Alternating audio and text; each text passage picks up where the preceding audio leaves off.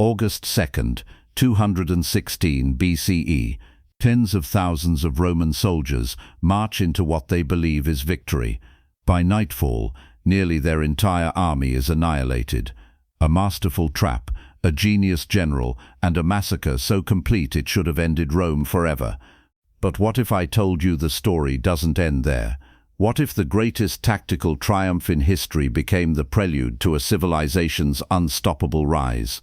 Stay with us, because what happened on the plains of Cannae will change the way you see war, strategy, and survival forever. The sun rises over the plain of Cannae and reveals an army so vast it seems to bend the land beneath it. Near the slow-moving waters of the Aufidus River, Roman soldiers stand packed shoulder to shoulder, shields brushing shields, ranks stacked so tightly that turning one's body requires permission from the man beside you. The heat is already building, dust coats skin and armor alike. Before the first command is shouted, men are already exhausted.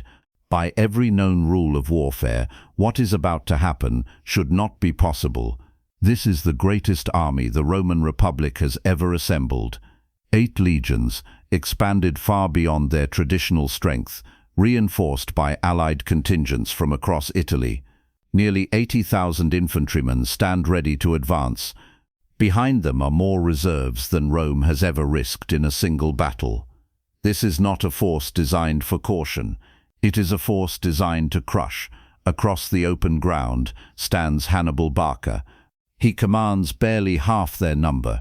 He is deep inside enemy territory, far from home, surrounded by hostile cities and hostile fields. His army is a mosaic of peoples who share no common language, no shared homeland, and no guarantee of survival beyond this day. Many are mercenaries. Many are veterans, hardened by years of constant fighting. Many are men who should already be dead, kept alive only by discipline and fear. Logic says this is where Hannibal's war ends. History insists it should have ended here. For Rome, this battle is more than tactical necessity, it is vengeance. 2 years earlier, Hannibal humiliated the Republic in ways no living Roman had experienced. He crossed the Alps with an army where no army was supposed to pass. He smashed Roman legions at the Trebia River. He destroyed another army at Lake Trasimene, killing thousands in a fog-soaked ambush, so complete that escape itself became impossible. Consuls died, senators died. Entire legions vanished from the rolls. Rome responded not with negotiation, but with rage. The Senate abandoned patience. The strategy of delay and containment was cast aside. Rome would no longer shadow Hannibal or deny him supplies. She would meet him face to face and end the war in a single decisive blow. To do so, she drained her manpower like blood from a vein. Old men returned to service. Boys swore the oath. Veterans were pulled back into formation. The Republic strained, but it did not hesitate. Victory, Rome believed, was guaranteed by numbers. Command of this massive host was divided between 2 consuls, as Roman law demanded. Lucius Aemilius Paulus was experienced and cautious, fully aware of Hannibal's capacity for deception. Gaius Terentius Varro was ambitious, aggressive, and politically driven. He believed Rome had already waited too long. That caution itself was weakness. They alternated command by the day. This morning, command belonged to Varro. The decision to fight at Cannae was not forced upon Rome. It was chosen. Hannibal watches the Roman deployment in silence. He does not rush his men. He does not adjust in panic. He studies the Roman formation, the density of their ranks, the confidence written into their posture. He knows how Rome fights. He knows Rome believes discipline and weight will decide everything once contact is made. Hannibal does not intend to resist that weight. He deploys his army in a formation that defies every accepted rule of battle. His weakest troops, Gauls and Iberians, are placed deliberately at the center.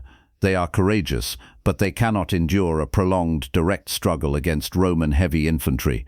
Their line bulges forward toward the Romans, exposed and inviting, almost careless in appearance. On the flanks, Hannibal places his most reliable soldiers, African infantry, veterans drilled to move with restraint and precision, men who will not break, men who can wait. His cavalry, including the fast and elusive Numidian horsemen, are positioned not to seek glory, but to control the edges of the battlefield.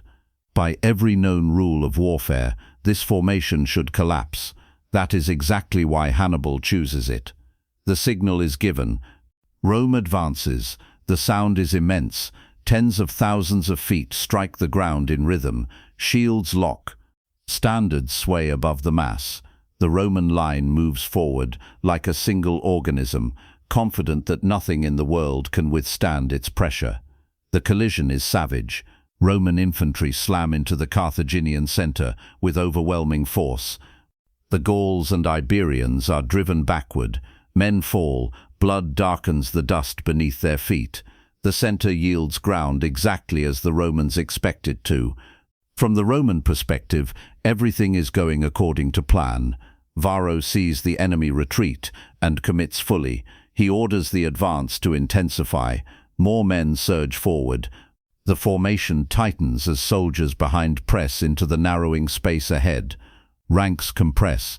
The heat becomes suffocating. Movement becomes restricted. What Rome does not yet realize is that the retreat before them is controlled. The Carthaginian center bends, step by step, forming a shallow arc. The Romans follow instinctively, pushing deeper into the formation, focused only on forward momentum. Each step inward makes it harder to turn, harder to see beyond the press of bodies, harder for officers to issue commands that can be heard or obeyed.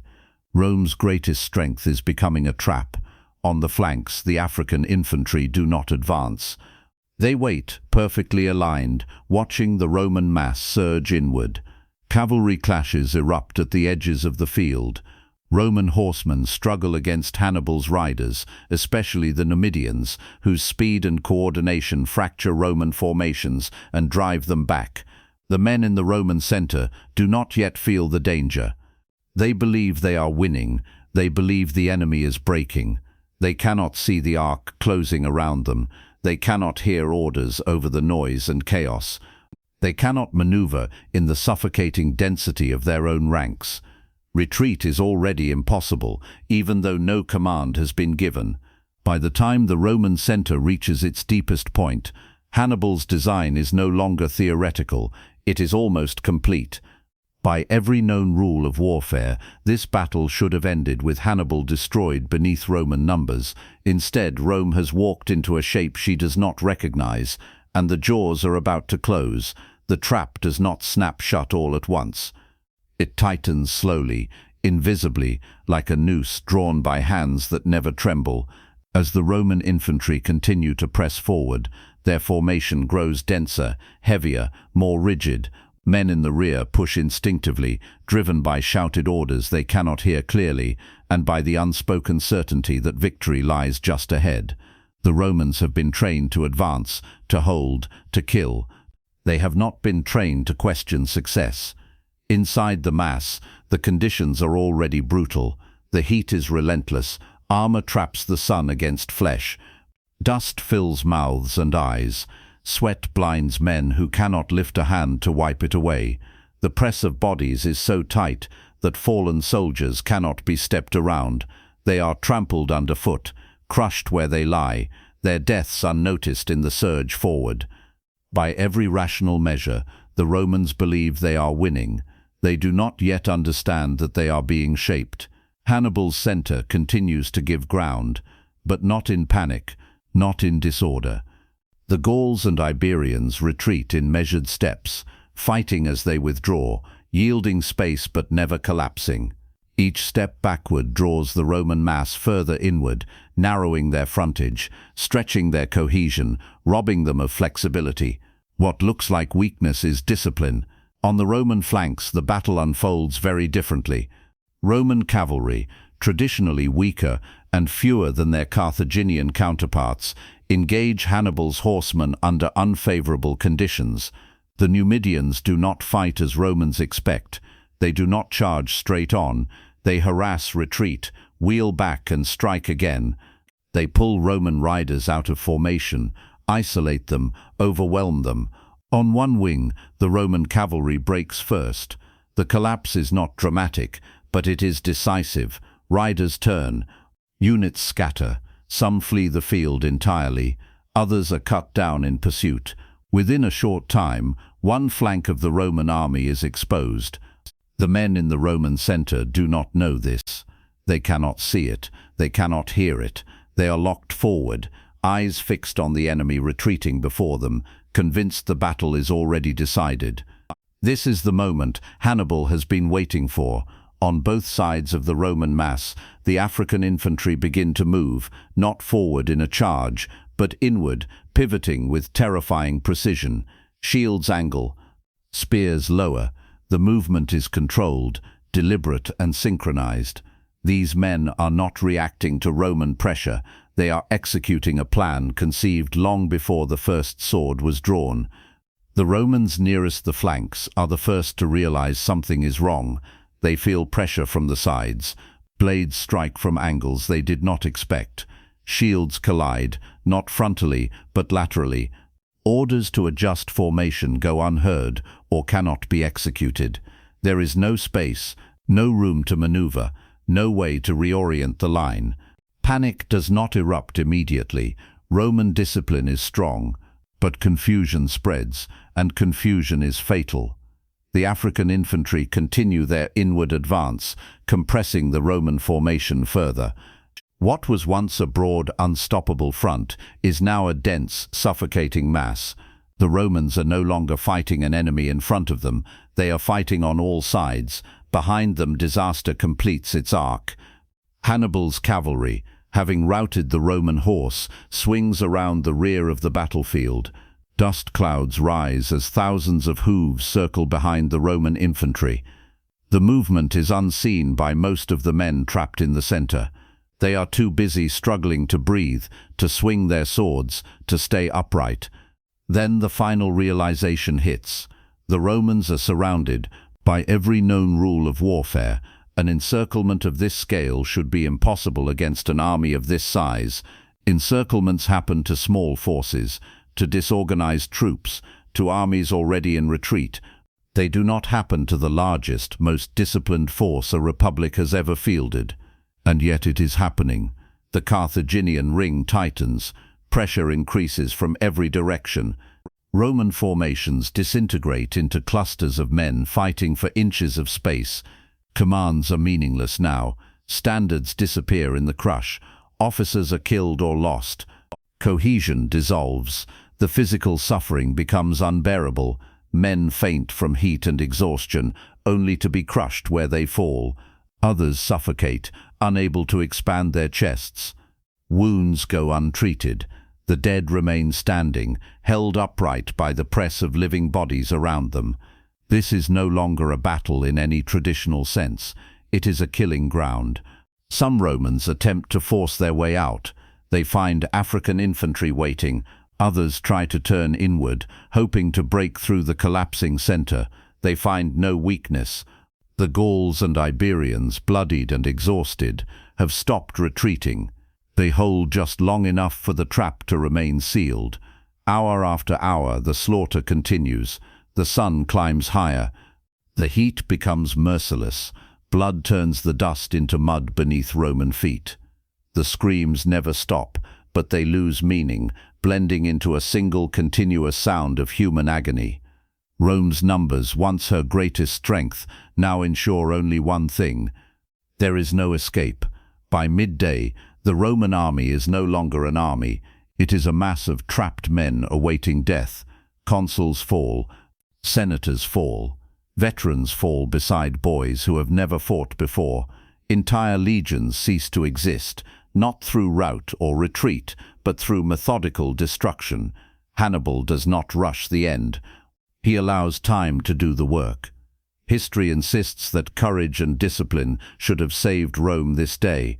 Instead, they have delivered her soldiers into a space where courage no longer matters, and the killing is far from over. As the encirclement tightens, time itself seems to slow inside the Roman mass. There is no single moment when the men realize the battle is lost. There is only a creeping understanding, spreading from rank to rank, that something irreversible has occurred. The Romans can no longer see the battlefield. All they see are backs, shields, helmets, and the sudden flash of steel coming from directions that make no sense. The traditional geometry of war has collapsed. There is no front, no rear, no flank. Every direction is danger. Men attempt to raise their swords and find their arms pinned. Others try to step backward and find no ground to step into. Those who fall do not fall to the earth. They are caught upright, crushed between bodies, suffocating as the weight of their own army presses the air from their lungs. By every rule Rome has ever taught her soldiers, this should not be happening.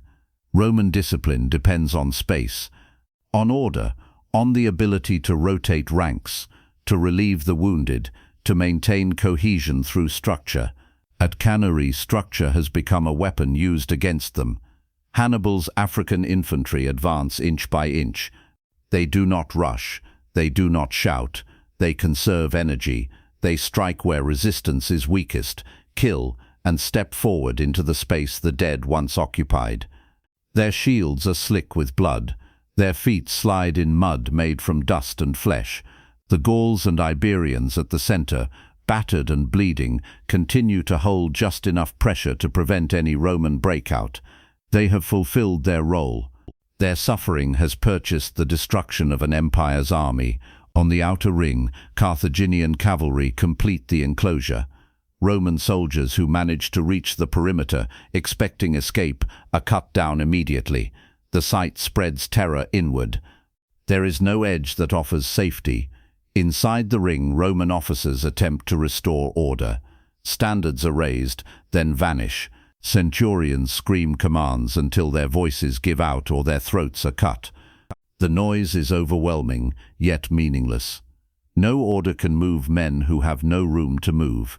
Lucius Aemilius Paulus, one of the two consuls, is still alive somewhere in the crush. Wounded, exhausted, he understands what is happening. He has understood it for some time, but understanding offers no solution. There is no maneuver left, no reserve to commit, no cavalry to rescue the infantry. There is only endurance, and endurance is failing. The physical toll becomes catastrophic. Men faint from heat and lack of air. Others are wounded repeatedly, unable to fall or be removed. Blood loss combines with dehydration and terror. Some soldiers drop their swords, not in surrender, but because they no longer have the strength to lift them. The killing continues with mechanical inevitability. This is not the chaos of a rout. This is not a frantic massacre born of panic. It is controlled, systematic destruction. Hannibal has removed chance from the equation. The Romans are being reduced by geometry and time. Hours pass. The sun reaches its peak and begins its slow descent. Shadows shorten, then lengthen again. Still the slaughter does not stop. Within the Roman mass, resistance becomes sporadic. Groups of men fight desperately, forming small circles, backs pressed together, striking at anything that approaches. They are brave, they are disciplined, it makes no difference. They are worn down, overwhelmed, erased. Some Romans attempt the unthinkable. They kneel, they drop their weapons, they beg. The killing does not stop. Hannibal's orders are clear. Prisoners slow the work. Prisoners require guards, food, attention. Rome must be destroyed here, not negotiated with. The men who have marched into this trap will not leave it alive. By late afternoon, the field is carpeted with bodies. The Aufidus River runs red, where wounded men have crawled toward water and died reaching it. Armor glints among the dead like scattered coins. Eagles and standards lie abandoned, trampled into the mud. Roman resistance collapses in waves. First, the outer layers fall silent. Then the middle. Finally, the last dense knot of men near the center fights on in near darkness, hemmed in by corpses and enemies alike. Lucius Aemilius Paulus is killed.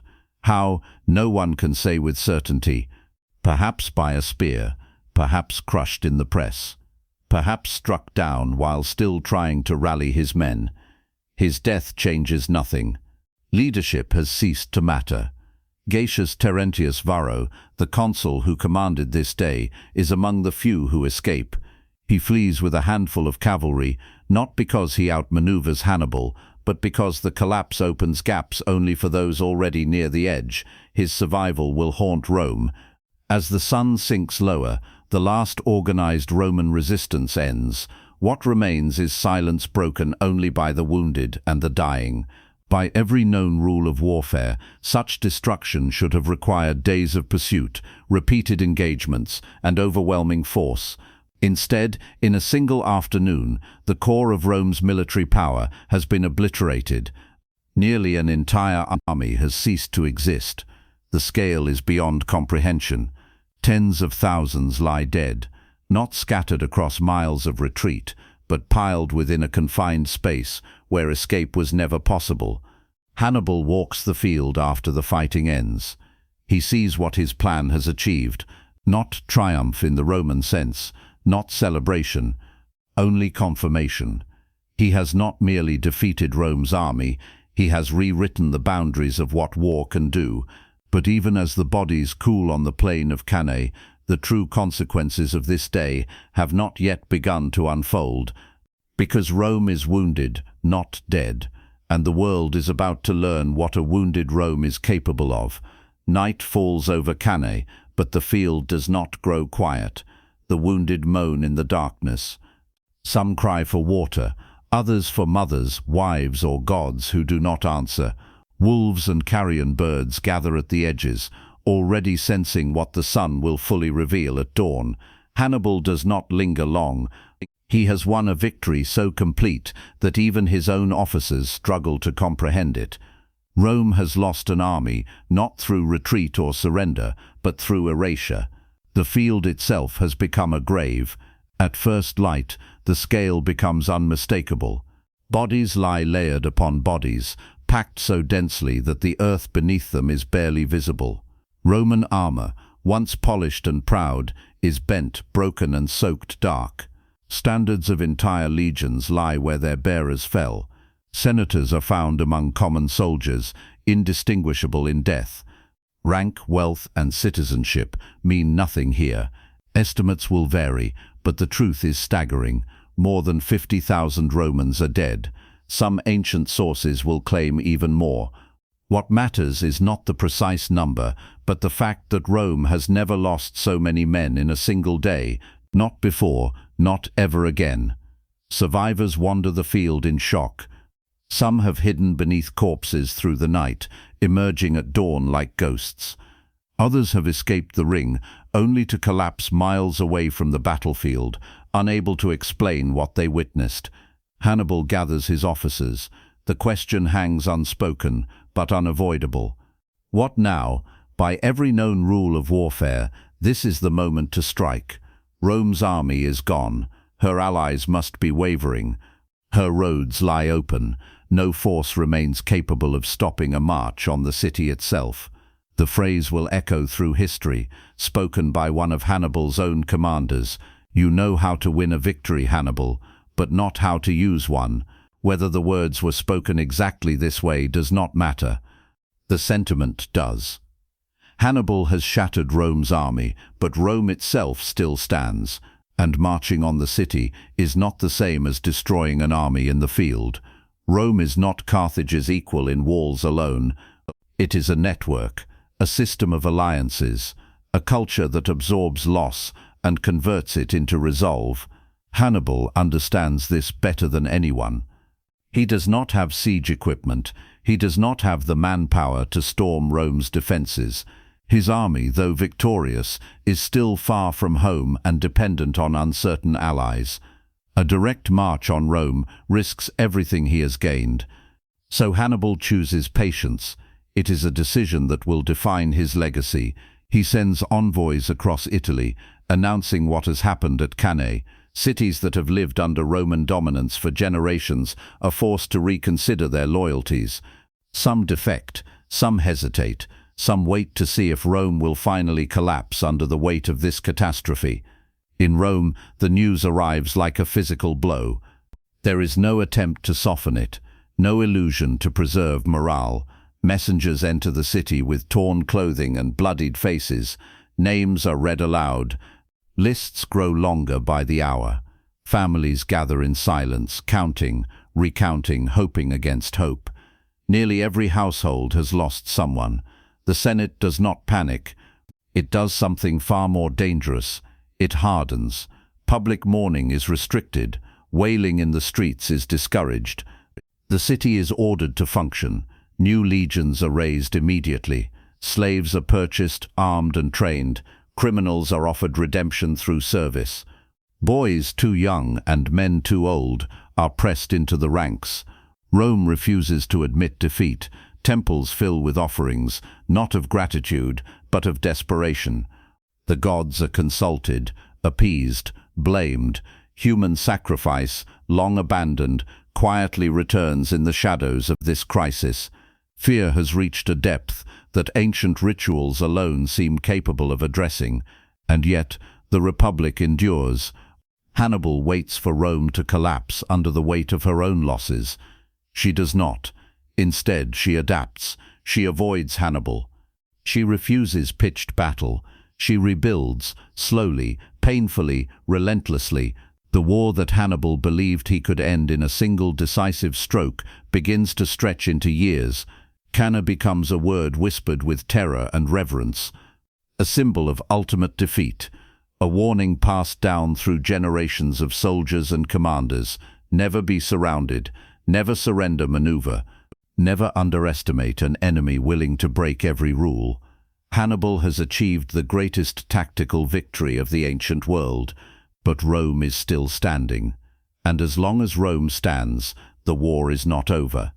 The battle that should have ended everything has instead ensured that nothing will ever be the same. The aftermath of Cannae does not fade with the bloodstains on the field. It follows Rome home, step by step, survivor by survivor, rumor by rumor, until the disaster becomes a permanent presence inside the Republic's mind. In the days after the battle, messengers spread across Italy, carrying news that seems impossible to believe. An entire Roman army has been destroyed, not routed, not scattered, destroyed. Cities that have lived under Roman dominance for generations listen in stunned silence as the scale of the defeat becomes clear. Fathers and sons gone together, brothers lost in the same afternoon, names erased not from a roster, but from history itself. Fear moves faster than any army. Some Italian allies begin to hesitate. Others openly defect. Capua, one of Rome's richest and most powerful allies, defects to Hannibal. So do several cities in southern Italy. The illusion of Roman invincibility, carefully built over centuries, cracks in a single season. Hannibal receives envoys daily, promises of support, requests for protection, oaths of loyalty. To many, he now appears unstoppable, the man who has broken the greatest military power the Mediterranean has ever seen. His name carries a weight once reserved for gods and monsters. Yet beneath the surface of triumph, Hannibal's position is far more fragile than it appears. His army has suffered losses too. The Gauls and Iberians at the center paid a terrible price for their role. Veterans are dead. Horses are exhausted. Supplies remain limited. His army still depends on cooperation from allies who may abandon him the moment Rome regains momentum. Most critically, Carthage itself does not fully commit to his war. Hannibal sends requests for reinforcements, for money, for siege equipment. The responses are cautious. Political rivalries in Carthage blunt the urgency of his victory. Some fear Hannibal's growing fame as much as Rome fears his sword. Support arrives slowly, never in the quantities needed to force a decisive conclusion. Rome, meanwhile, does the unthinkable. She refuses to negotiate.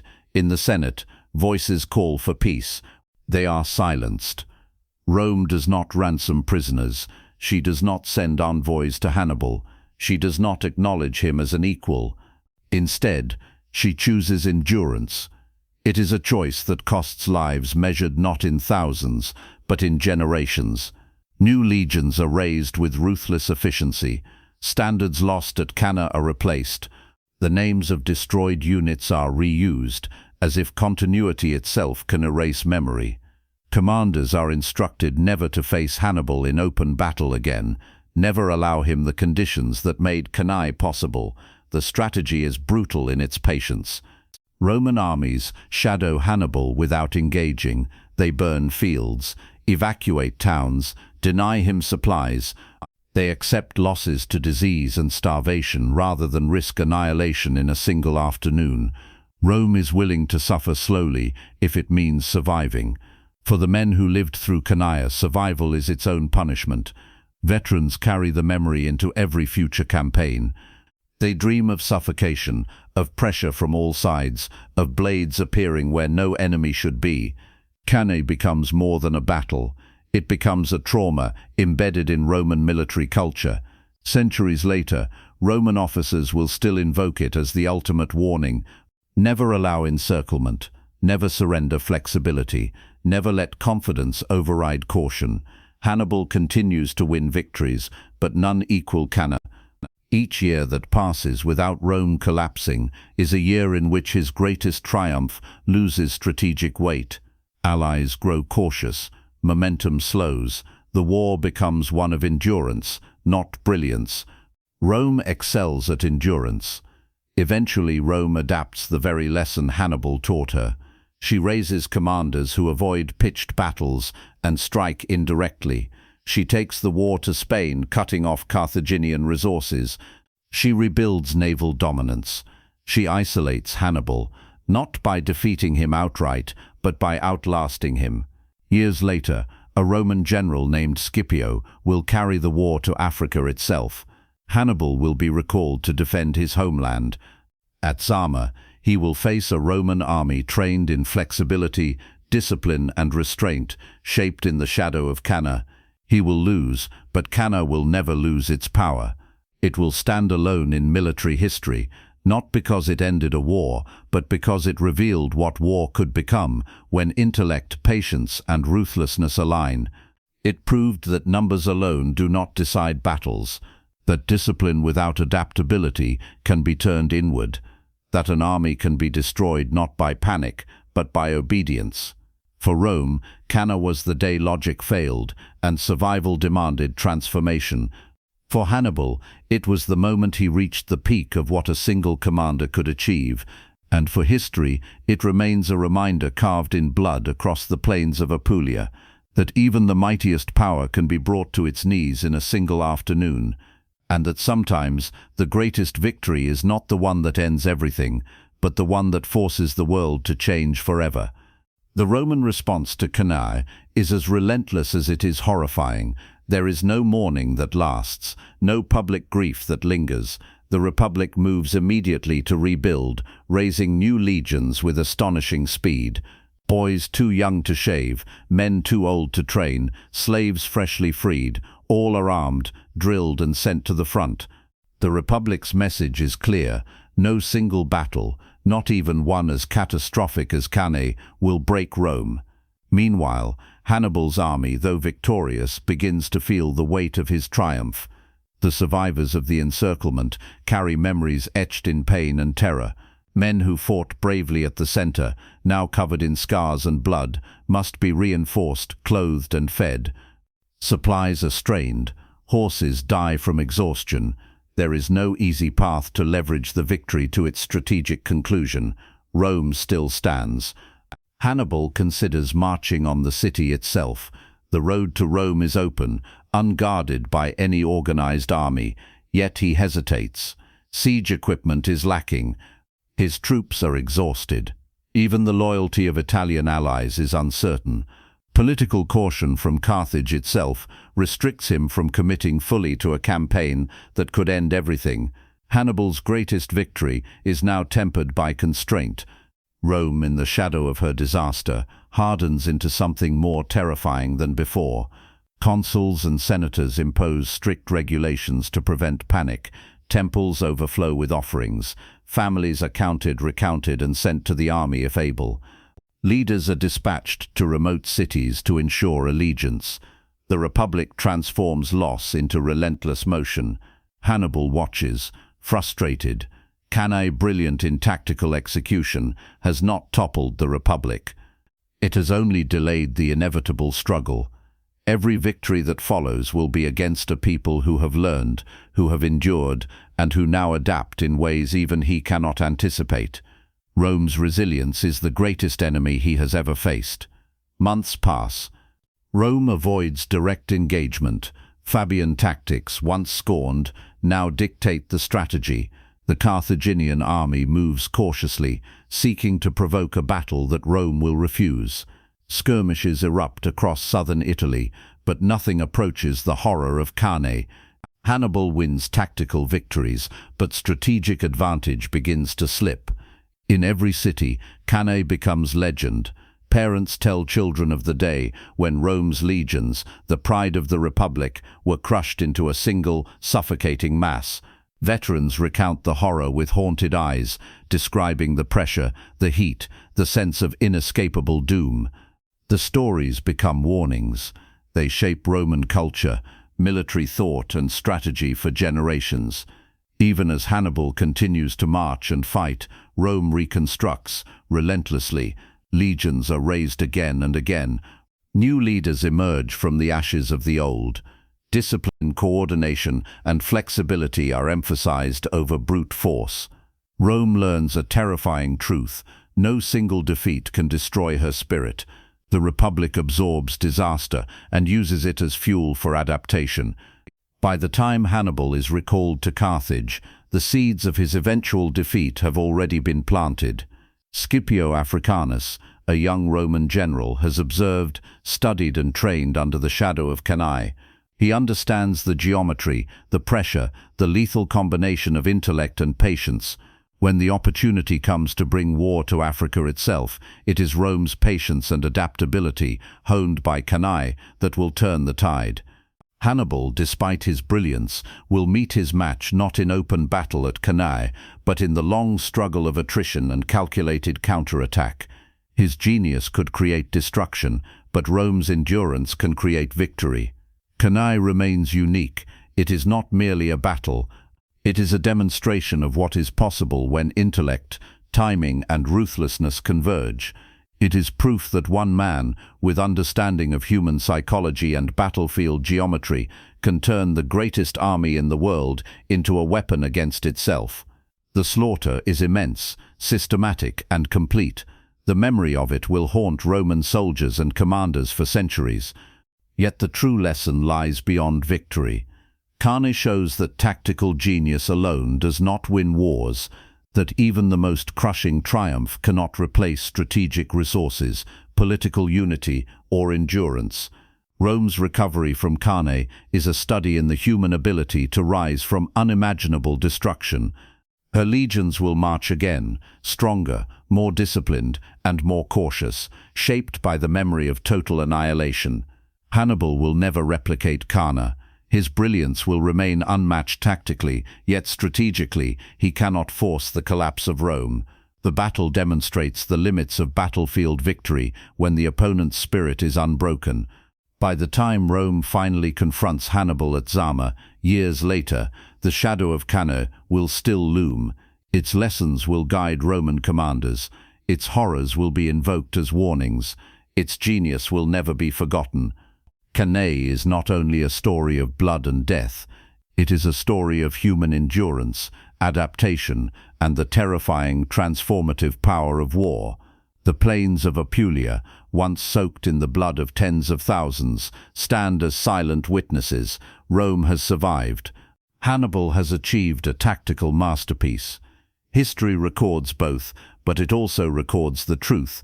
Even when an empire is almost destroyed in a single afternoon, the will to endure can be stronger than the will to win. The months following Cannae are a slow-motion war. Hannibal remains in southern Italy, seeking to exploit his victory. His army, exhausted but undefeated, moves carefully, avoiding unnecessary engagement. Each march is calculated, each camp fortified. The Carthaginian general understands that his greatest danger is not Roman armies, but time itself. The longer the war drags on, the more Rome rebuilds, adapts and strengthens. Rome's response is methodical, almost merciless in its patience. Legions are raised repeatedly, trained rigorously, and deployed with caution. Cities once loyal to Carthage are reconquered, one by one. Roads are cleared of hostile forces. Supply lines are secured. Every victory Hannibal wins is countered by Rome's slow, grinding ability to absorb loss and transform it into renewed strength. Cannae becomes both a warning and a tool. Roman generals study the battlefield meticulously. The geometry of Hannibal's trap is analyzed. Every tactical error, every flaw in formation, is scrutinized. Lessons are extracted and drilled into new recruits.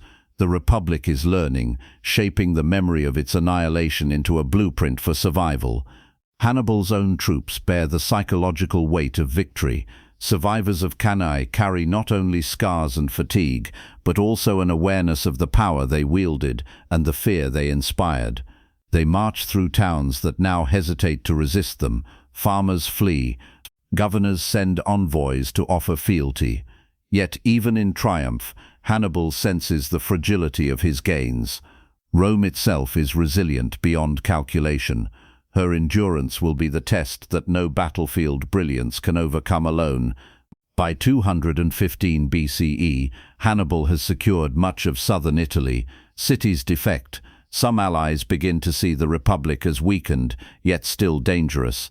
Carthaginian command debates the next step. Should Hannibal march on Rome? Should he attempt a siege with insufficient resources? Should he wait and hope for more reinforcements from Carthage? The uncertainty of politics, the limits of logistics, the exhaustion of men and animals, all restrain him.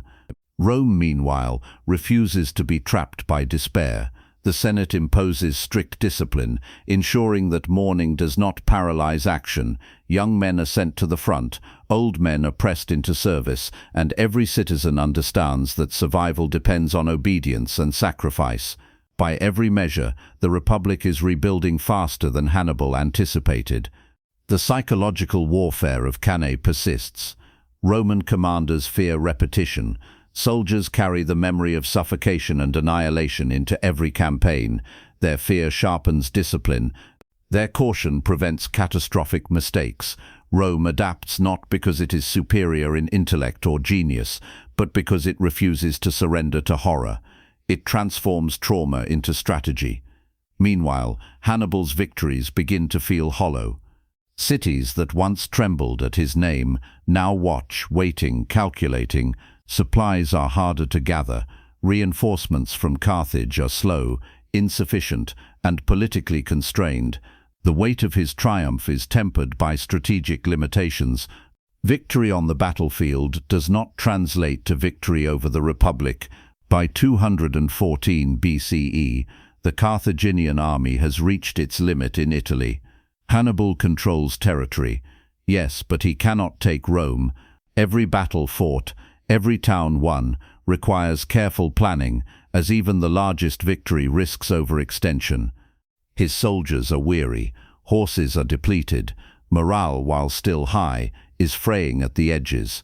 Hannibal, the genius who created Cannae, now faces the opposite problem: how to sustain brilliance against an enemy who refuses to collapse. Rome continues to adapt. New generals arise, untainted by the trauma of Cannae, willing to innovate, to avoid direct confrontation, and to exploit Carthaginian weaknesses. The Republic's strategy becomes one of attrition, not brilliance. Skirmishes, raids, and indirect pressure slowly erode Hannibal's gains. Rome refuses the battlefield that once guaranteed annihilation. The memory of Cannae ensures that no mistake of overconfidence will be repeated. Hannibal's tactical genius is unmatched.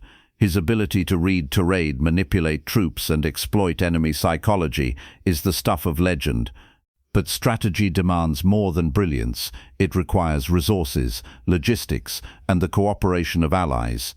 Rome, though battered, still possesses all three: the Republic's endurance and flexibility begin to turn the tide in a war that should have been decided in a single catastrophic day.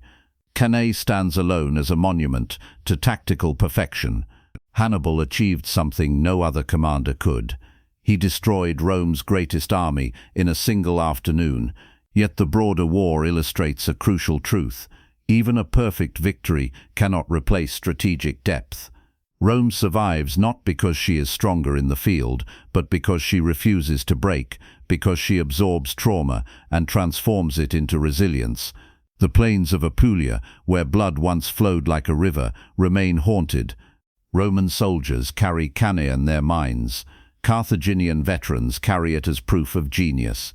Historians will study it for millennia, and yet the war continues, a long shadow stretching across Italy, proving that even total annihilation is not always enough to end a civilization. By 213 BCE, the war in Italy has settled into a brutal, drawn-out rhythm. Hannibal holds the south, but Rome has recovered enough to operate with strategic patience. Cities that wavered immediately after Cannae now oscillate between fear and loyalty, calculating which side will ultimately survive. The Republic's network of alliances begins to reassert itself. Rome's response is methodical, almost surgical, designed not to provoke catastrophe, but to slowly strangle Hannibal's influence. Hannibal understands the limits of his genius. He can crush armies, but he cannot force Rome to capitulate. He has reshaped the battlefield, but not the hearts and minds of a resilient people. Logistics become a constant concern. Supplies must be gathered from increasingly hostile territory. Reinforcements arrive inconsistently.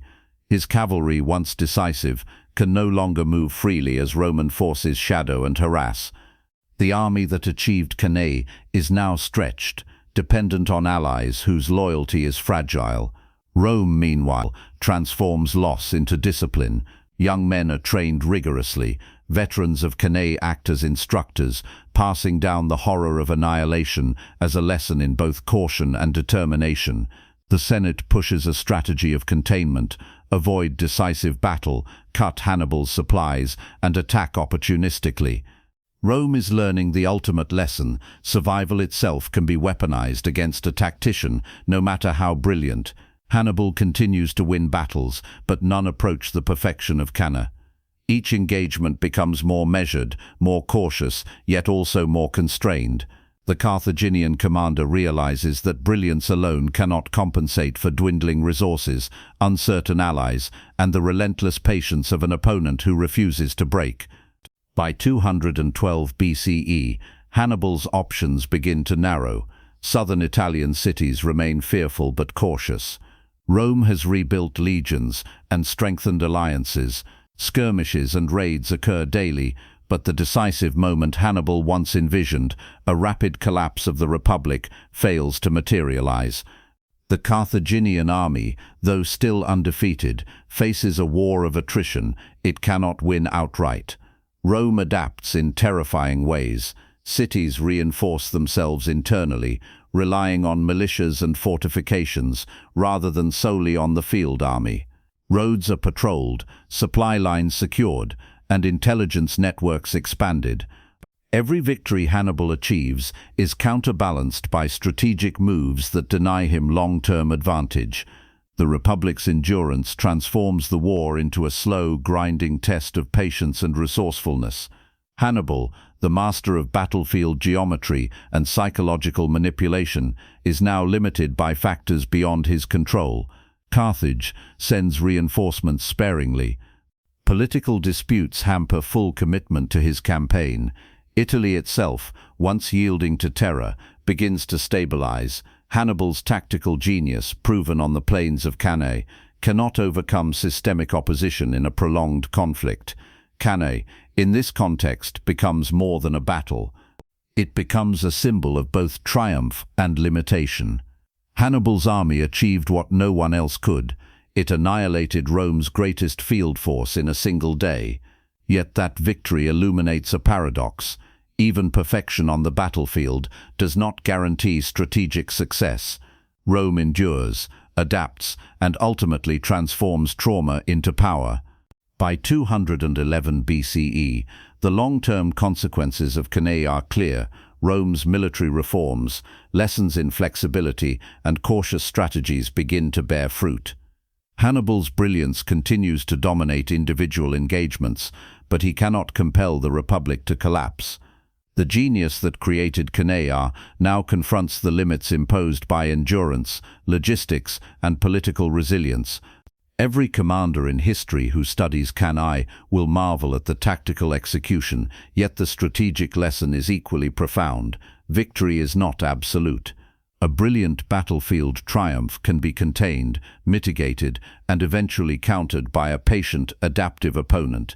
Rome's response to Cannae ensures that Hannibal's tactical masterpiece will remain just that, a masterpiece, not the end of the war.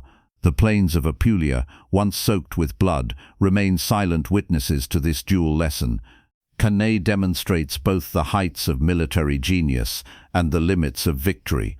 It proves that one man can orchestrate the destruction of a great army, yet even the most catastrophic defeat cannot shatter the will of a civilization willing to endure and adapt. Hannibal's name will forever be associated with tactical brilliance. Rome's legacy will be defined by endurance, and history will remember both, forever linked by a single afternoon in 216 BCE, when the impossible seemed to occur, and yet the world refused to end.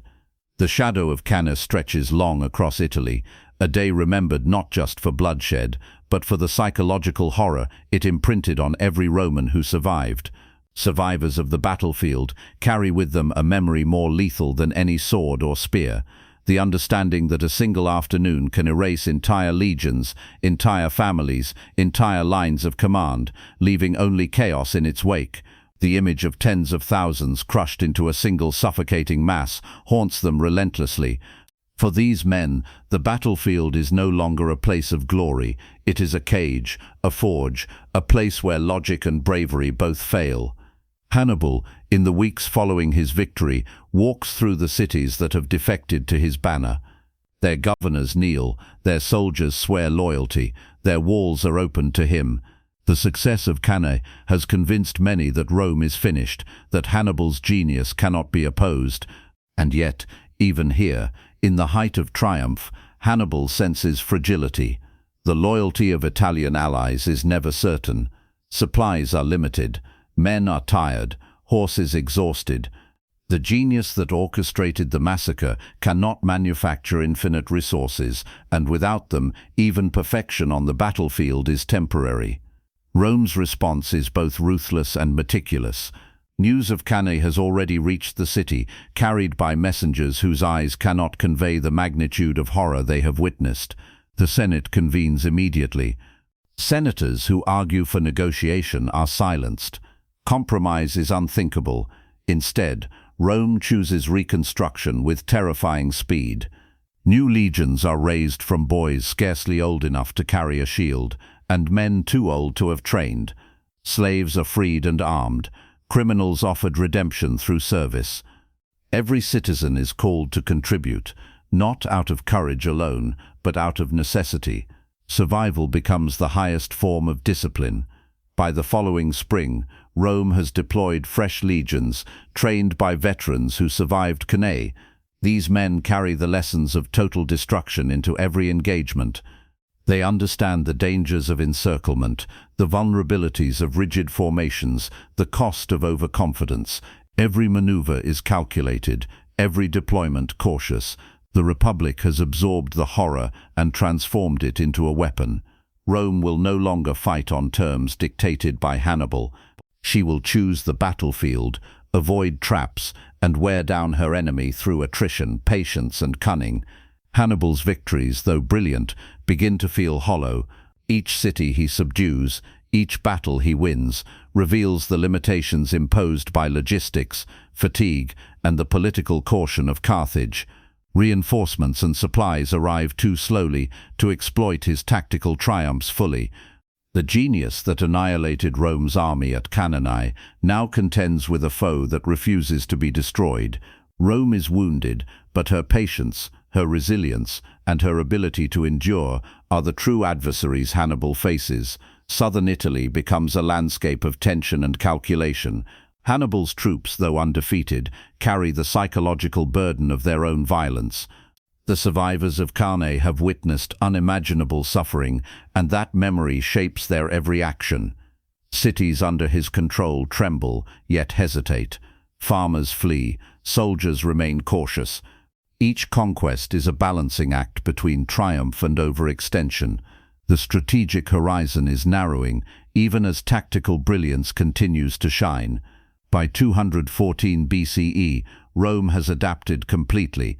New commanders rise, untainted by the trauma of Cannae, capable of innovative thought and flexible strategy. Skirmishes dominate the theater of war. Open battle is avoided, and when engagements occur, they are measured and deliberate. The Republic has internalized the lessons of annihilation. No army is invincible, no battlefield can be assumed secure. Rome's adaptation is slow, grinding, relentless. Hannibal, brilliant as he is, faces an enemy whose patience rivals his intellect. Hannibal's strategic options shrink with each passing year. His army cannot advance on Rome without risking exhaustion and isolation. Italian allies begin to hesitate, weighing fear against survival. Logistics strain under the weight of continual campaigning. Carthage sends reinforcements sparingly, constrained by political divisions. Hannibal's victories, remarkable as they are, cannot compel the collapse of a civilization whose survival instinct is now honed to a razor's edge. The memory of Cannae becomes central to Roman military doctrine. Armies are drilled to avoid encirclement, to maintain flexibility, and to exploit every weakness. Veterans of the massacre instruct new recruits in both the horrors of total annihilation and the precision of disciplined adaptation. Cannae shapes the culture of warfare in Rome. Fear is transformed into strategy, trauma into knowledge. By observing the annihilation of their predecessors, Roman soldiers develop a cautious, patient, and ultimately unbreakable approach to combat.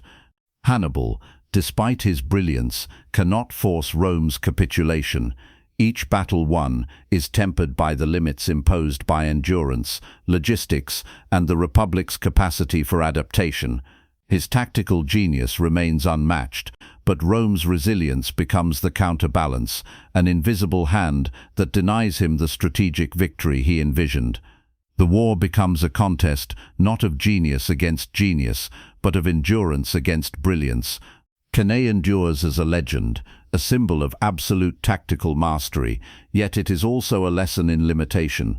Hannibal's triumph proves what one commander can achieve, but it also demonstrates that even the most devastating victory cannot replace strategic resources, political unity, and the will to endure. Rome's survival, hard-won and painstaking, ensures that Hannibal's masterpiece remains a tactical wonder rather than a war-ending event. The plains of Apulia, once drenched in the blood of tens of thousands, stand silent. Roman survivors, Carthaginian veterans, and generations of historians will carry the memory of that day. It will be invoked as both a warning and a lesson. Even when an empire is crushed, its will can persist, its resilience can endure, and the world can adapt in ways that even genius cannot anticipate. Cannae is forever a monument to human brilliance, human suffering, and the terrifying transformative power of war itself. By 210 BCE, Hannibal's campaign in Italy has entered a new phase. The initial shock of Cannae has faded, but its shadow remains. Cities that once trembled now weigh loyalty against fear, calculating whether the Republic will collapse or endure. Rome's system of alliances, strained but unbroken, begins to reassert control over wavering territories. Hannibal is no longer simply a destroyer of armies. He is now a commander, navigating a landscape where psychological dominance is insufficient without resources, reinforcements, and political unity. The Carthaginian army is still formidable, but exhaustion gnaws at its edges. Veterans of Cannae carry the memory of the day they suffocated and crushed Romans under their own formations. The psychological weight of victory, seeing and surviving unimaginable carnage, imposes its own strain. Supplies are stretched thin. Horses weaken, soldiers suffer from fatigue and disease. Every campaign becomes a careful balance between exploiting past triumphs and managing the limitations that follow. Hannibal understands that brilliance cannot substitute for sustainability. Rome, meanwhile, has perfected patience into a weapon. The Senate has implemented rigorous reforms. New legions are trained with precision, emphasizing flexibility, mobility, and discipline designed to avoid the catastrophic errors that led to Cannae. Young recruits are drilled by survivors of the massacre. Every officer is taught the fatal consequences of rigid formations. Rome internalizes trauma and converts it into military doctrine. The Republic is no longer just surviving. It is learning, adapting, and preparing to retaliate in ways that will eventually eclipse even Hannibal's brilliance. Italian cities, once swayed by fear, observe Rome's recovery and reconsider their allegiances. Hannibal's victories, while tactically stunning, no longer guarantee loyalty. Each conquest is accompanied by caution, a calculation of how long his army can hold the territory, and whether reinforcements from Carthage will arrive in time to sustain dominance. The brilliance that orchestrated Cannae now faces the harsh reality of attrition and a patient enemy. Hannibal's genius is undeniable. He manipulates terrain, controls morale, and anticipates enemy movements with precision, yet he cannot compel Rome to collapse. Each new legion raised in the Republic, each city retained or recovered, chips away at his long-term advantage. Tactical brilliance meets the unyielding wall of endurance. The Carthaginian army, victorious as it is, now fights not only Romans but time itself. The memory of Cannae continues to haunt Rome. Soldiers train relentlessly to avoid encirclement. Generals study the geometry of Hannibal's trap, embedding the lessons of suffocation, compression, and annihilation into every strategy. Trauma becomes doctrine. The Republic converts near-total destruction into a strategic advantage. Knowledge of absolute defeat ensures survival in the future. Rome, in essence, weaponizes memory. By 209 BCE, Hannibal begins to recognize the limits of his campaign. Tactical victories are no longer sufficient. Allies hesitate. Supplies are inconsistent. Carthage provides limited reinforcements, constrained by political factions. The brilliance that created Cannae is tempered by the reality that an empire cannot be destroyed by a single army alone. Rome endures, and in doing so, reshapes the war itself. The war in Italy evolves into a slow, grinding contest of patience and endurance. Hannibal can still win battles, but he cannot secure the decisive, war-ending triumph he envisioned. Rome avoids large-scale engagements, strikes strategically, and cuts off Carthaginian supply lines whenever possible. Every victory Hannibal achieves is mitigated by the Republic's careful, deliberate adaptation. Cannibal becomes the central teaching of the Roman military. Generals of the future will study the annihilation of their predecessors as a template for both caution and strategy. The battle's lessons shape tactics for decades, influencing not just how Romans fight, but how they endure, adapt, and ultimately prevail. Hannibal's triumph is immortalized in military history, but so too is Rome's resilience, which ensures that no single day of brilliance can determine the fate of a civilization. The plains of Apulia, soaked with blood decades before, remain silent witnesses. The memory of Cannae transcends the battlefield. It becomes a symbol of human ingenuity, horror, and the limits of even the greatest genius. Rome survives, endures, and transforms disaster into a weapon. Hannibal demonstrates the apex of tactical mastery. Rome demonstrates the enduring power of patience, adaptation, and unbroken will. Cannae is not merely a battle, it is a testament to the duality of war. Brilliance can destroy, but resilience can survive. Victory may be immediate, but endurance determines history. The lesson of Cannae reverberates across centuries. Even the most complete triumph is temporary when faced with an opponent willing to absorb, adapt, and endure beyond imagination. By 208 BCE, Hannibal's campaign in Italy has entered a prolonged and precarious stage. The immediate shock of Cannae has faded, but its psychological imprint lingers like a shadow over every Roman and Carthaginian soldier alike. Hannibal's army, though undefeated in combat, now faces a harsh reality. Brilliance on the battlefield does not guarantee strategic victory. His troops are fatigued, supplies are stretched thin, and the Italian allies whose loyalty once seemed assured now hesitate. Hannibal's genius has delivered unparalleled tactical triumphs, but Rome itself remains intact, resilient, and increasingly adaptive. Southern Italy becomes a theatre of calculated terror. Hannibal moves his forces with precision, aware that every step must exploit fear without overextending his capabilities.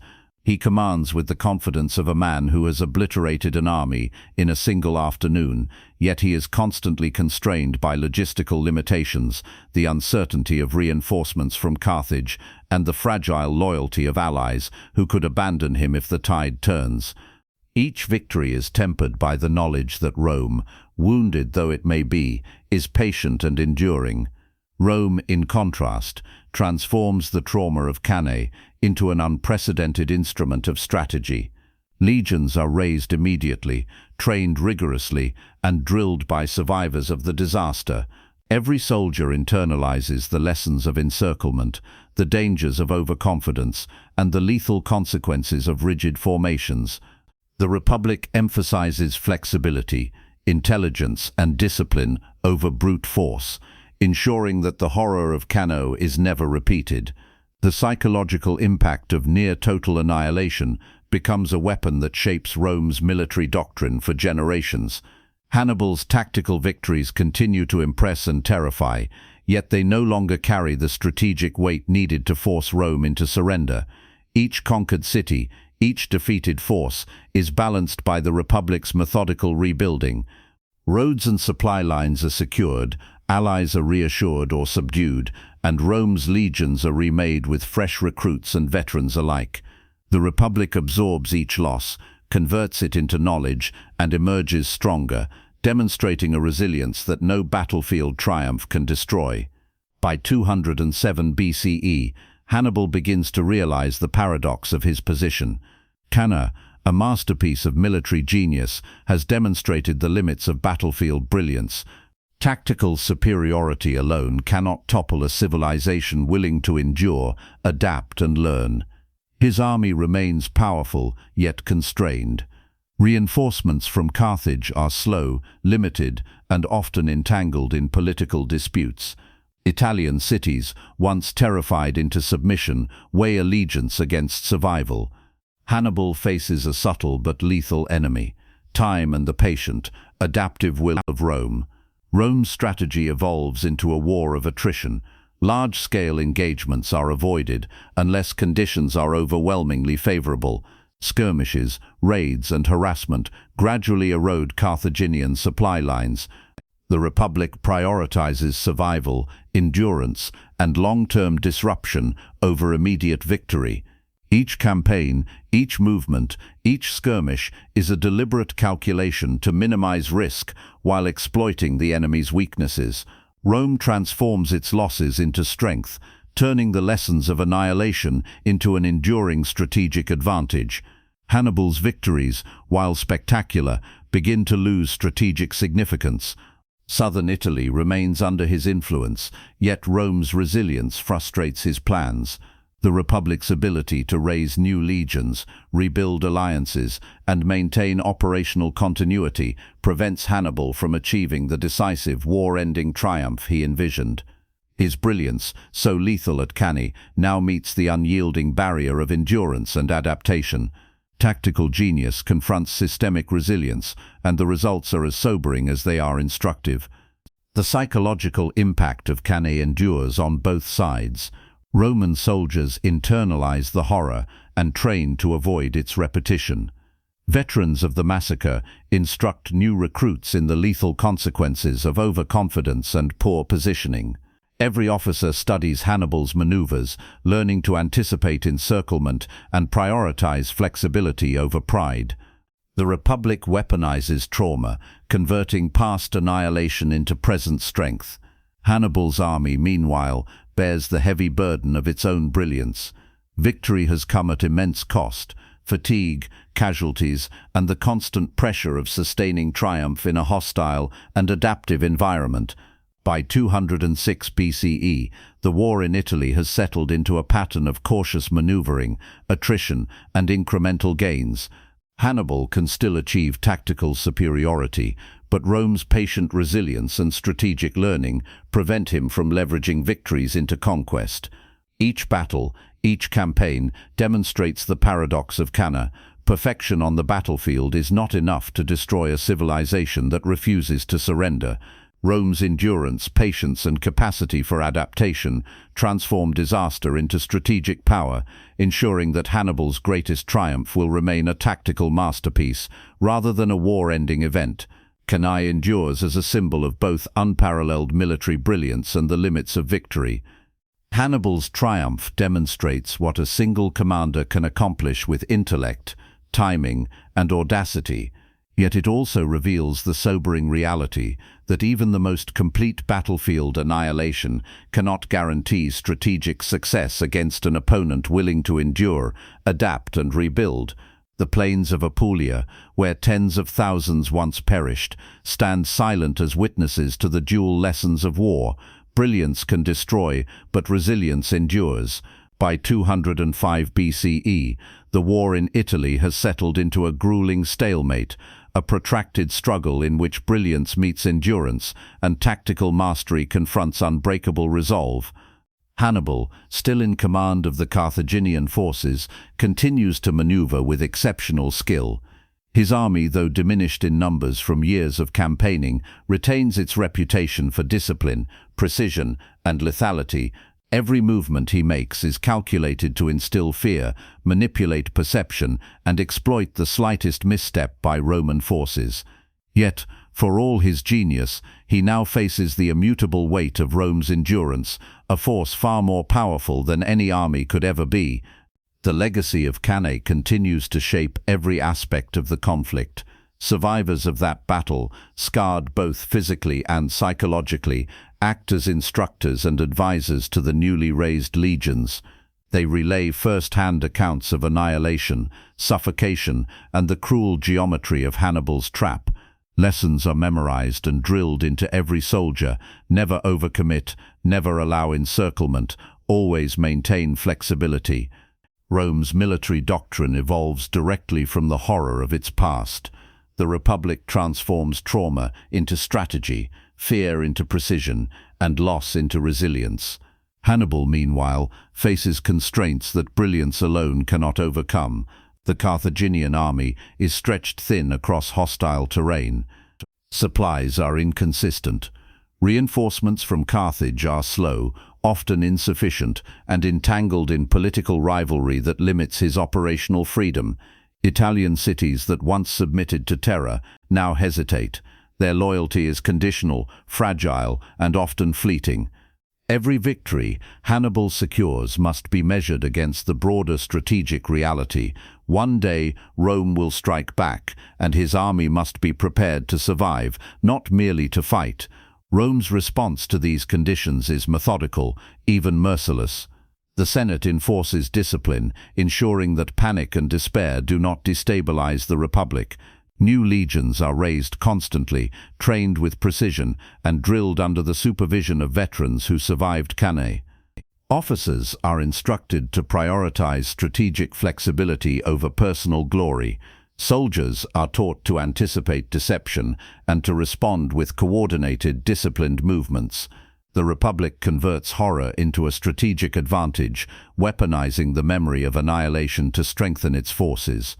In 204 BCE, Hannibal undertakes a series of calculated campaigns aimed at consolidating Carthaginian influence in southern Italy. His army moves through towns and cities that still tremble at his reputation. Farmers flee at his approach. Governors send envoys to pledge loyalty. The psychological power of his name is formidable. Yet even here, Hannibal senses the limitations imposed by time, logistics, and the patient resilience of Rome. No conquest is permanent without support from Carthage, no victory absolute without the collapse of the Republic itself. He operates at the apex of tactical brilliance, yet even that apex is bounded by constraints beyond his control. Rome, aware of its vulnerabilities, avoids direct confrontation unless conditions overwhelmingly favor success. Instead, it applies indirect pressure, cutting off supply lines, fortifying key positions, and strengthening the loyalty of wavering allies. Skirmishes and raids dominate the theater of war, eroding Carthaginian influence slowly but inexorably. The Republic's strategy is not to achieve immediate glory, but to outlast, to adapt and to survive. Each loss becomes a lesson, each failure a tool for future success. Rome's endurance gradually transforms the war from one of brilliance to one of sustained attrition, in which patience and adaptability are decisive. By 203 BCE, the paradox of Cannae is fully apparent. Hannibal remains tactically unmatched, capable of orchestrating battlefield genius, yet he cannot destroy the Republic. Every engagement demonstrates the limits of even perfect strategy against an opponent who refuses to break. Rome absorbs loss, learns from it, and reconstructs its forces faster than Hannibal can exploit his victories. The greatest tactical triumph in history, Cannae, remains a masterpiece, but it is insufficient to end a civilization whose resilience exceeds expectation. The psychological dimension of Cannae continues to shape both armies. Roman soldiers, drilled in the lessons of annihilation, move with heightened caution. They anticipate encirclement, maintain disciplined formations, and avoid the overconfidence that doomed their predecessors. Hannibal's troops, though seasoned and victorious, bear the weight of constant pressure. The memory of their own past triumphs becomes a double-edged sword, reminding them of their brilliance, but also of the limitations imposed by logistics, supply, and strategic patience. By late 203 BCE, Rome begins to reclaim momentum. Southern cities, once under Carthaginian influence, reconsider their allegiance. Skirmishes disrupt supply lines, and the constant pressure forces Hannibal to adopt increasingly defensive postures. Every tactical victory is tempered by strategic constraint. The brilliance that produced Cannae is now caught in the slow, unyielding machinery of Roman endurance. Hannibal's army is powerful, lethal, and disciplined, yet it cannot compel the collapse of a civilization that has mastered the art of survival. Cannae, decades after its occurrence, continues to loom large in military consciousness. It is both a warning and a lesson. A single day of unimaginable destruction can decimate an army, yet it cannot destroy the will of a people committed to endurance. Hannibal's genius is immortalized, but Rome's resilience proves equally enduring. The plains of Apulia remain silent witnesses to a battle whose lessons transcend time. Brilliance can annihilate, but patience, adaptation, and the unyielding will to survive can ultimately prevail. By 202 BCE, the war in Italy has entered its final decisive phase. Hannibal, who once commanded the fear and respect of the entire peninsula, finds himself confronting a new reality. Rome, though bloodied and scarred, has become a fortress of endurance, patience, and calculated strategy. His army, still formidable in skill and experience, struggles against the weight of attrition, stretched supply lines, and the ever-adaptive tactics of the Republic. The shadow of Cannae, brilliant and horrifying, remains a constant reminder of his genius, but also of the limits that even the greatest commander cannot overcome. Hannibal's victories in southern Italy continue to impress contemporaries and historians alike. Each engagement, each maneuver, demonstrates the pinnacle of tactical mastery, precise coordination, psychological manipulation, and near-perfect timing. Soldiers move as extensions of their general's will, formations collapse and reform with terrifying efficiency, and enemy forces are lured into traps that leave no escape. Yet with every conquest, the logistical demands grow. Cities must be garrisoned, supplies rationed, and the loyalty of wavering allies continually secured. Hannibal, for all his genius, confronts the immutable reality that tactical brilliance alone cannot sustain a war indefinitely. Rome, in contrast, has transformed trauma into strategic power. The Senate enforces rigorous military discipline, ensuring that each new legion is trained to avoid the mistakes that led to Cannae. Veterans of the massacre teach the deadly lessons of encirclement, suffocation, and tactical misjudgment to fresh recruits. Rome's military doctrine now emphasizes flexibility, intelligence, and anticipation. The Republic weaponizes memory, turning fear and loss into preparation, adaptation, and an unbreakable will to endure. Every soldier carries in his mind the image of annihilation and learns to respond with precision, caution, and collective strength. Hannibal senses the shifting tide. His army, though undefeated in combat, cannot compel the collapse of a civilization whose patience surpasses even his ingenuity. Supply lines are vulnerable, reinforcements arrive sporadically, and Italian allies begin to hesitate, weighing their own survival against the fear he once inspired. Each tactical victory, no matter how spectacular, is countered by Rome's relentless capacity to recover, adapt, and rebuild. The genius that created Cannae is now restrained by factors beyond the battlefield: time, endurance, and the unyielding will of a people determined to survive. By mid-202 BCE, Hannibal recognizes that the decisive victory he envisioned, a rapid collapse of the Republic, will not come from battlefield genius alone. Rome's legions, though rebuilt from the ashes, now operate with a precision and coordination that match the Carthaginian army. Roman generals exploit terrain, secure supply lines, and avoid engagements unless conditions overwhelmingly favor success. Skirmishes, harassment, and attritional tactics dominate the theater of war. Rome transforms loss into knowledge, trauma into doctrine, and defeat into the foundation of future triumphs. The psychological impact of Cannae continues to shape the conflict. Roman soldiers move with caution, anticipating encirclement, maintaining disciplined formations, and avoiding the overconfidence that doomed their predecessors. Hannibal's troops, though experienced and disciplined, bear the burden of their own past brilliance. Every maneuver reminds them of the day they crushed Rome's greatest army, yet also of the limits imposed by logistics, attrition, and strategic patience. The memory of Cannae becomes both a weapon and a chain, shaping every decision and every movement. In late 202 BCE, the Republic launches a bold campaign to bring the war to Africa itself, threatening Carthage directly and forcing Hannibal to withdraw from Italy. The genius that orchestrated Cannae must now respond to a strategy he cannot counter directly. His tactical brilliance remains formidable, but Rome's long-term planning and adaptability have turned the tables. The Carthaginian commander confronts the paradox that has defined his campaign. Victory on the battlefield cannot dictate the course of a war when the enemy's endurance surpasses expectation. Cannae, though a masterpiece of tactical warfare, now illuminates the limits of genius. Hannibal's triumph remains unparalleled. Tens of thousands annihilated in a single afternoon, formations crushed, and the proud legions of Rome shattered. Yet Rome endures.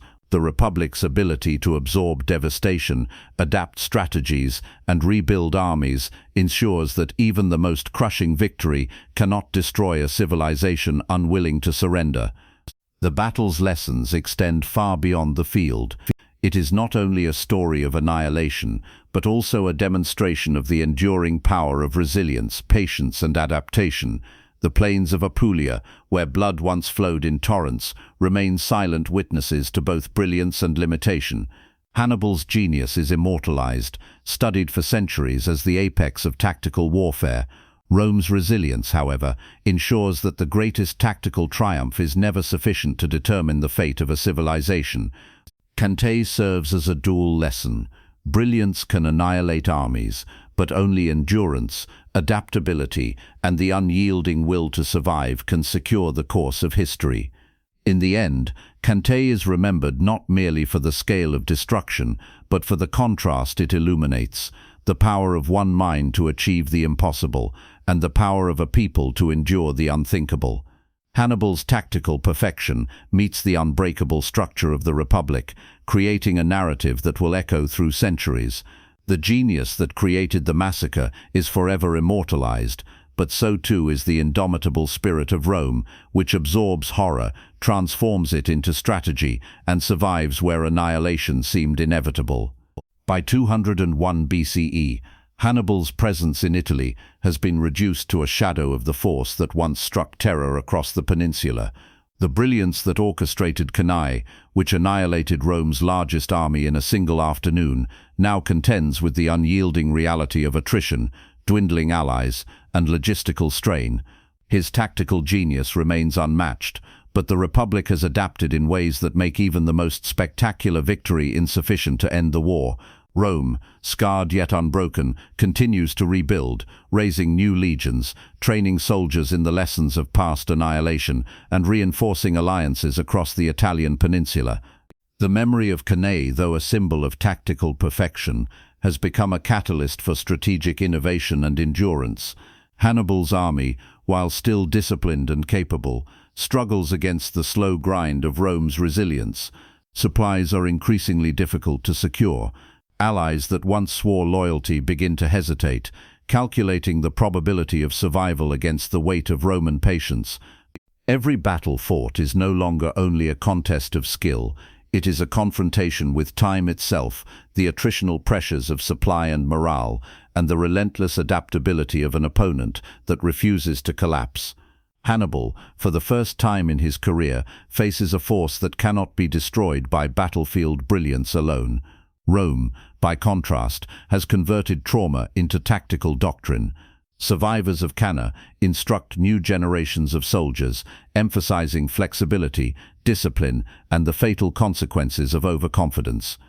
Officers are drilled to anticipate encirclement, to maintain cohesion under extreme pressure, and to execute maneuvers that prevent repetition of past disasters.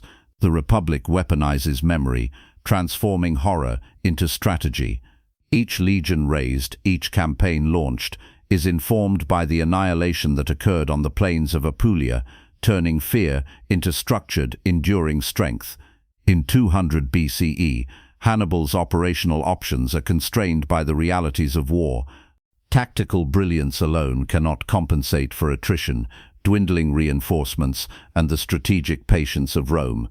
Cities that once submitted out of terror now hesitate, balancing fear with pragmatic calculation. Supply lines are harassed by Roman detachments, diminishing the army's capacity to operate effectively. Every conquest comes at a cost, and the longer the campaign continues, the more Hannibal realizes that brilliance without endurance is insufficient to achieve ultimate victory. The psychological burden of Cannae continues to shape both sides.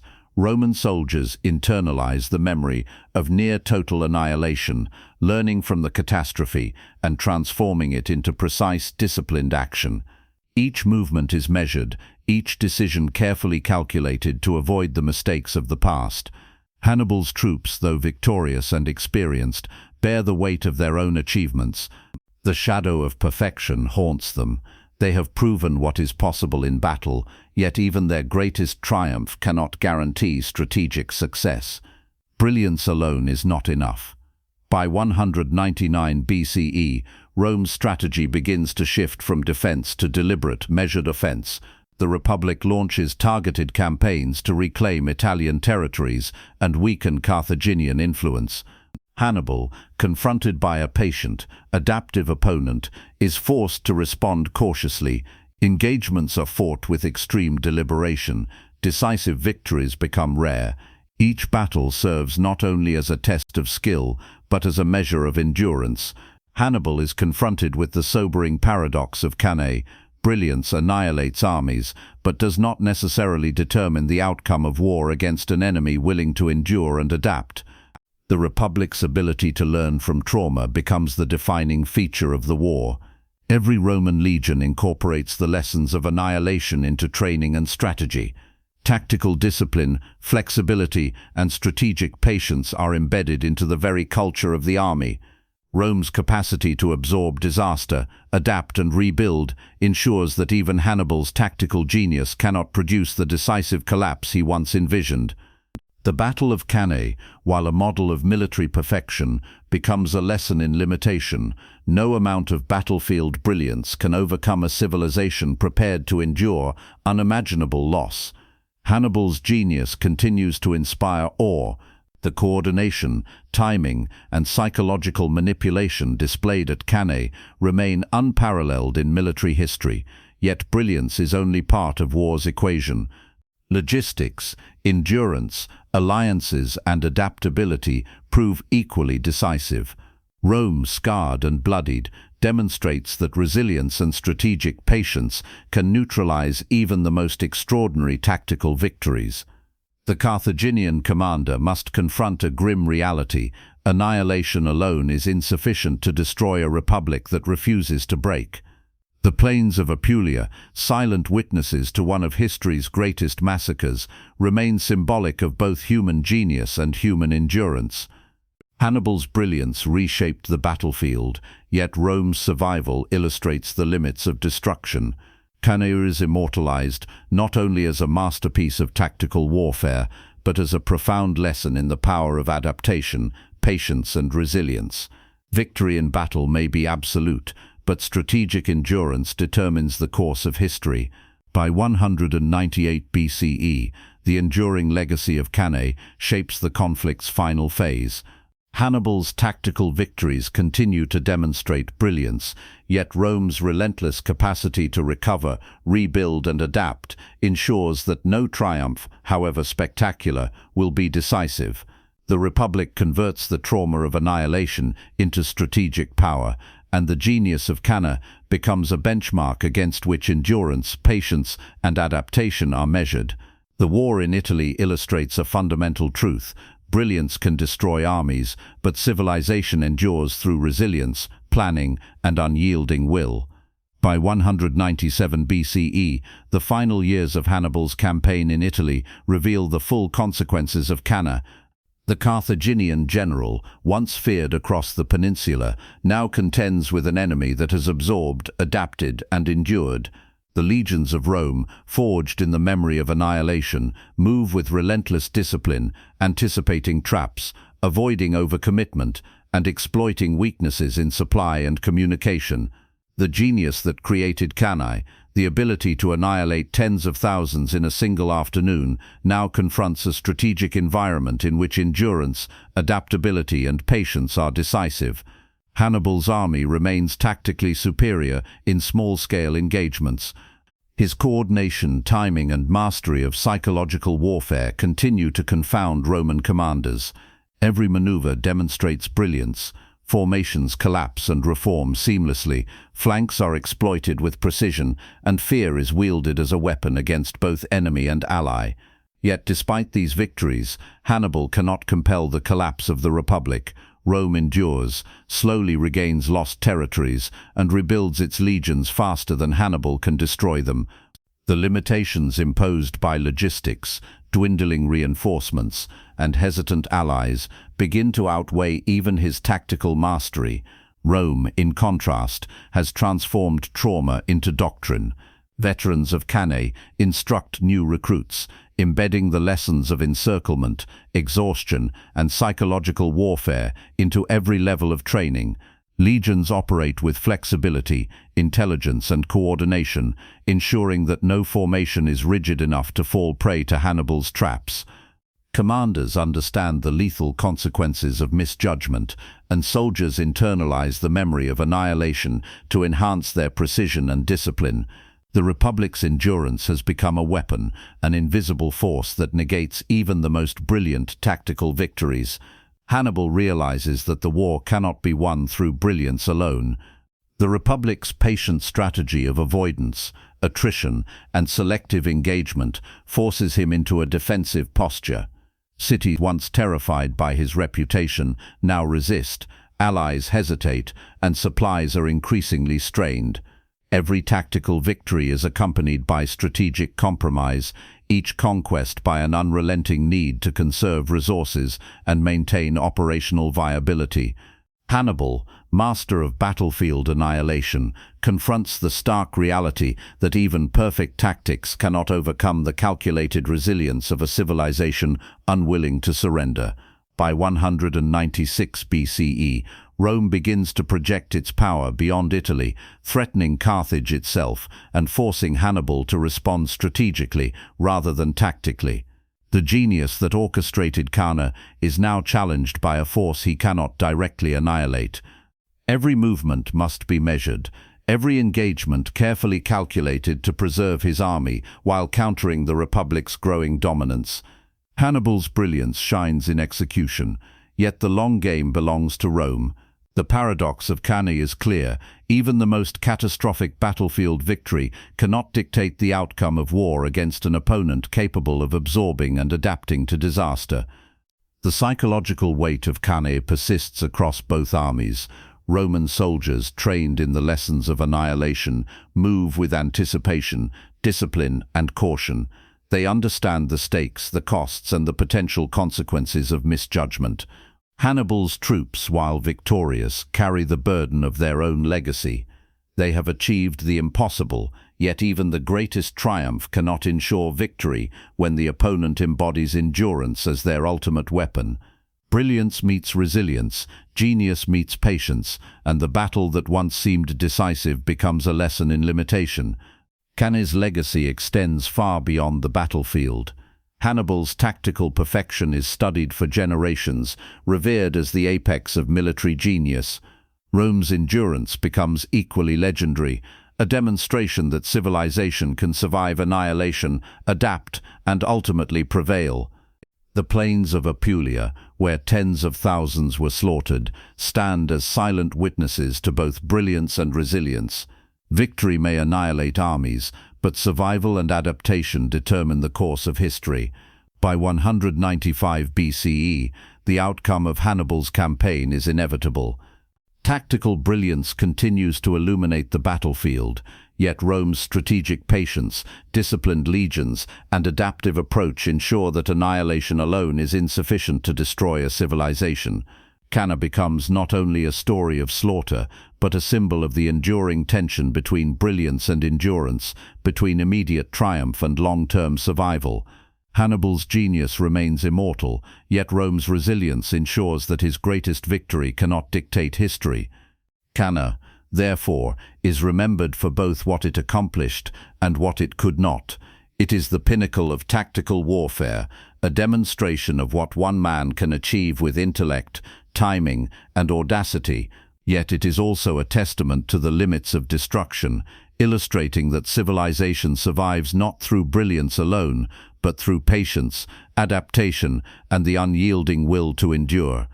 The battle remains an enduring lesson. Even when annihilation seems inevitable, survival, strategy, and resilience can prevail where brilliance alone cannot.